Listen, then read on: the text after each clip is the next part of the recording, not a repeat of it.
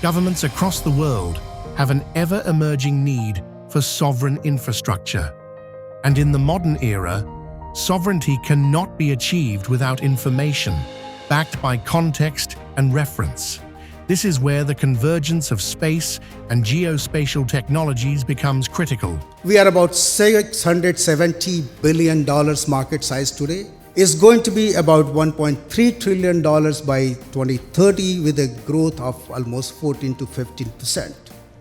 The biggest driver of that growth is the sovereign infrastructure, which is almost 20%, which means that we are looking at huge investments in the field of technology, in the field of space, in the field of geospatial technologies and information. But sovereignty cannot be achieved in silos. It requires collaboration on international, regional, and industry level. We are discussing the importance of international cooperation. At the same time, we're talking about sovereignty, autonomy. Is that a paradox? Geopolitical shifts, digitalization, and increasing dependencies on technology and tech providers raised questions about sovereignty, autonomy. In my vision, sovereignty does not mean isolation. It's about having control, accountability, and legitimate authority over critical data, infrastructures, and digital processes.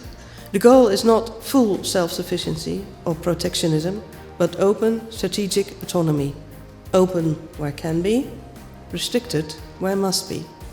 Since time immemorial, collaboration across various disciplines, including diplomacy, technology, and economy, have been built upon trust.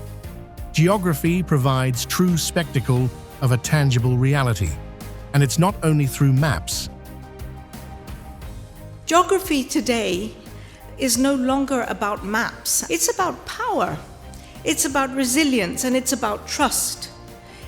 Geospatial information is now central to national decision-making. And no country can manage the space environment alone. No country can address climate change alone.